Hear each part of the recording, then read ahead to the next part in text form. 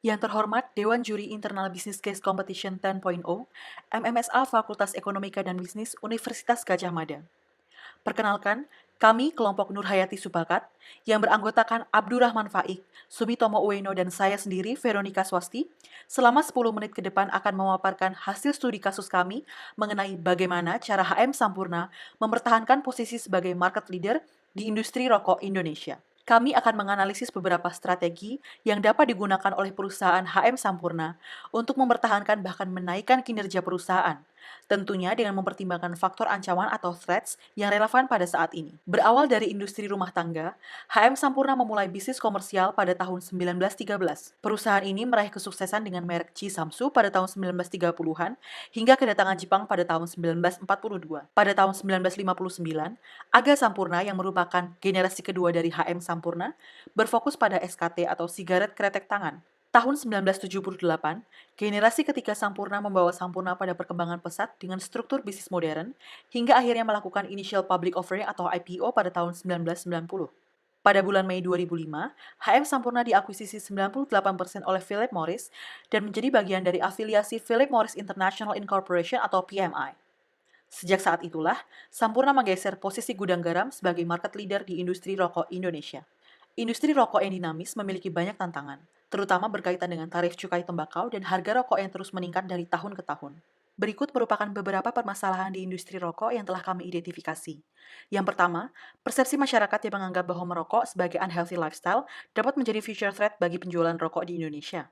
Terlebih lagi, peraturan pemerintah dan WHO juga ikut menghambat perkembangan industri rokok. Yang kedua, naiknya harga rokok akibat kebijakan fiskal pemerintah untuk menaikkan tarif cukai juga menjadi faktor eksternal yang tidak bisa dikendalikan. Meskipun naiknya harga rokok tidak berpengaruh secara signifikan terhadap penurunan konsumsi rokok masyarakat. Permasalahan yang ketiga, selama masa pandemi, orang menjadi semakin sensitif terhadap pergerakan harga. Hal ini menyebabkan bergesernya preferensi masyarakat untuk rokok yang cenderung kepada SKM gudang garam yang dianggap lebih murah dibandingkan dengan produk-produk yang dihasilkan oleh HM Sampurna. Hal ini pada akhirnya berdampak pada menurunnya laba dari perusahaan HM Sampurna. Permasalahan yang keempat, menciptakan solusi yang relevan dengan kondisi sekarang tanpa menghilangkan misi dari perusahaan merupakan suatu tantangan tersendiri bagi HM Sampurna. Menjalankan program tata kelola perusahaan dengan baik untuk melindungi seluruh pemangku kepentingan Sampurna yang menggunakan falsafah tiga tangan yang merepresentasikan perokok dewasa sebagai konsumen, karyawan dan mitra bisnis, serta masyarakat luas. Untuk mengidentifikasi permasalahan tersebut, kami menggunakan dua analisis tool. Pertama, di level industri, kami menganalisa permasalahan menggunakan Michael Porter Five Forces Analysis. Lalu, selanjutnya di level korporasi, kami menganalisa permasalahan menggunakan Balance Scorecard Analysis atau BSC yang meliputi Financial, Customer, Internal Business, and Innovation Learning Perspective.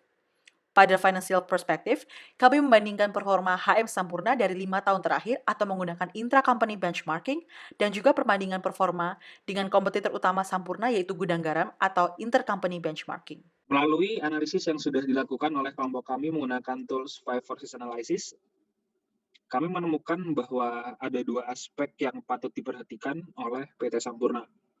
Yang pertama adalah threats of substitutes yang tinggi. Hal ini disebabkan karena adanya banyak jenis rokok yang dijual di Indonesia. Ditambah lagi dengan rokok-rokok jenis baru seperti rokok elektronik yang pelan-pelan mulai mengambil sebagian pasar dari rokok Indonesia. Yang kedua adalah pasar rokok Indonesia dapat dikatakan adalah pasar oligopoli di mana tingkat kompetisi antara perusahaan besarnya tinggi. Analisis kedua kami gunakan untuk menganalisis strategi level korporat. Aspek yang pertama, dari perspektif finansial, membandingkan rasio-rasio keuangan dari beberapa tahun terakhir, rasio likuiditas mengalami penurunan pada periode 2019-2020. Dari inventory turnover mengalami penurunan yang mengartikan bahwa bertambahnya jumlah persediaan yang tidak bisa diubah menjadi revenue atau penjualan. Yang ketiga, melihat dari debt ratio yang meningkat menunjukkan bahwa pendanaan aset lebih banyak menggunakan hutang yang membuat kondisi keuangan perusahaan menjadi lebih beresiko di ekonomi yang tidak stabil. Selain menggunakan data keuangan internal, kami juga menganalisis dengan membandingkan pada kompetitor utama PT Sampurna yaitu PT Gudang Garam. Secara umum, semua aspek rasio keuangan dari PT Sampurna menunjukkan angka yang lebih baik daripada PT Gudang Garam. Berdasarkan dari price to earning ratio dan debt management ratio, memberikan kesan bahwa investor bisa merasa lebih aman dan diuntungkan untuk investasi di PT Sampurna. Sehingga kesimpulan dari analisis keuangan PT Sampurna adalah tidak ditemukan threat dari kompetitor ataupun masalah yang besar dari keuangan internal. Dari segi perspektif konsumen, produk SKM dari gudang garam dianggap lebih murah daripada produk SKM PT Sampurna, menyebabkan turunnya penjualan dari PT Sampurna selama pandemi. Sehingga ada kebutuhan untuk PT Sampurna membuat strategi penghargaan untuk produk SKM yang lebih kompetitif. Hal ini dapat dicapai dengan usaha berkelanjutan untuk membaca kebutuhan pasar. Dan dengan mengaplikasikan strategi tersebut, target dari PT Sampurna adalah untuk meningkatkan market share sebanyak 3% dan mencapai customer satisfaction index minimal 8,5. Sekarang kita akan membahas dari segi internal bisnis. Internal bisnis sendiri itu untuk dapat memberikan tujuan yang berarti bagi masyarakat. Sampurna harus memiliki perspektif yang baik mengenai pengelolaan daya saingnya. Jika dilihat dari laporan keuangan Sampurna pada tahun 2019 dibandingkan dengan 2020, itu hampir tidak ada perbedaan yang signifikan dalam 5 kategori rasio utama. Penurunan yang mencolok terjadi pada rasio perputaran persediaan, yang mungkin kita spekulasi itu dikarenakan pandemi virus corona yang sedang berlangsung sehingga mempengaruhi kekuatan ekonomi masyarakat. Kesimpulannya, Sampurna dapat memperbaiki situasi ini dengan memperkirakan permintaan pasar yang akan bangkit kembali setelah efek pandemi berkurang. Dari segi inovasi dan learning, membahas bagaimana langkah korporasi atau langkah perusahaan yang relevan dengan situasi saat ini dan mampu menetralkan perspektif negatif terhadap industri rokok. Alat ukur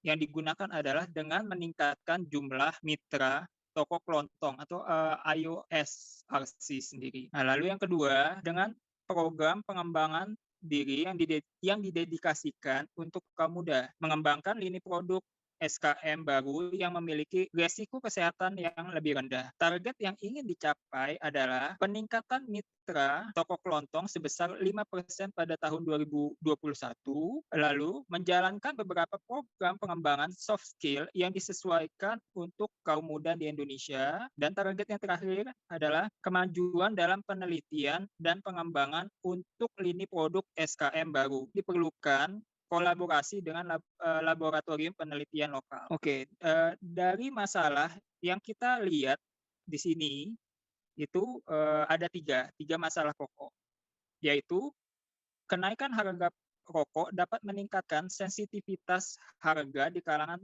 customer itu sendiri.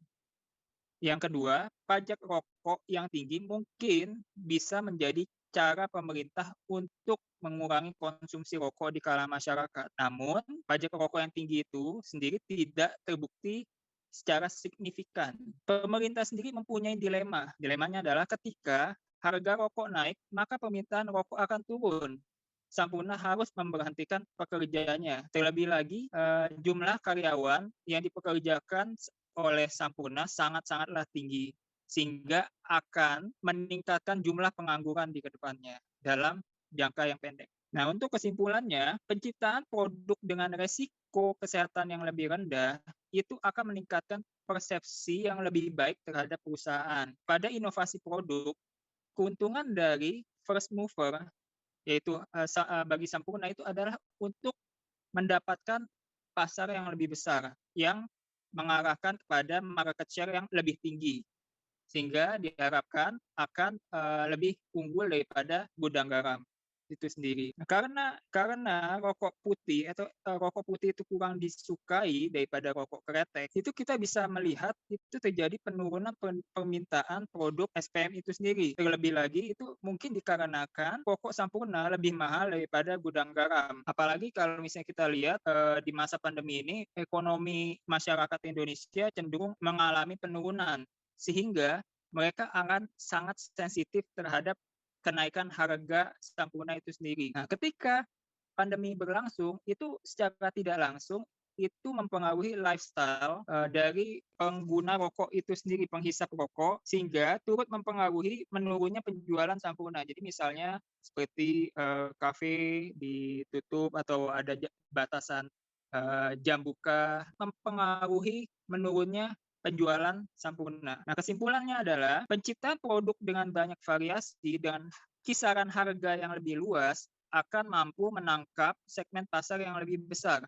Jadi diharapkan Sampurna itu bisa menciptakan berbagai variasi produk dengan berbagai variasi harga, sehingga mereka bisa mendapatkan pasar yang lebih luas, termasuk pasar yang dimiliki oleh gudang garam sebagai kompetitornya. Kenyataannya, sangat sulit kita mendapatkan informasi mengenai apa yang konsumen itu inginkan. Pemetaan perilaku pelanggan melalui riset pasar itu sangat penting dilakukan untuk menangkap kebutuhan pelanggan, sehingga akan menciptakan perspektif pelanggan yang lebih baik terhadap merek Sampurna itu sendiri. Penerapan tata kelola perusahaan juga akan menciptakan citra perusahaan yang baik dan persepsi yang lebih baik di mata para stakeholder. Sekian presentasi dari kami, atas perhatiannya kami ucapkan terima kasih.